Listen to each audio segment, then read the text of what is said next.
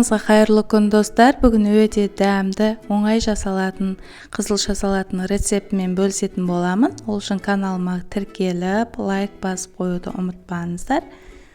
Енді бізге қажетті заттар: қайнатып алған қызылшамыз, және чеснок және майонез керек болады.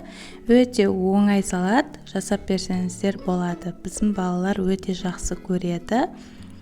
Қызылша жақсы қандарын көбейтеді. Сол үшін мен жасап беремін. Және оған чеснок салып берсеңіздер, чеснок іштегі құрттарды өлтіреді. Сол үшін чеснок қосып жіберемін. Былайымша чеснок жемейді. Сол үшін салатқа қосып жіберсек, жеп қояды. Және майонезін қосып, жақсылап араластырып, дәмді салат жасап беремін.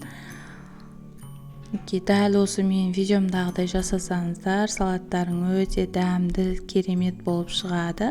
Каналыма тіркеліп, лайк басып, комментарий жазып кетуді ұмытпаңыздар. Мен көптеген видеолар салатын боламын.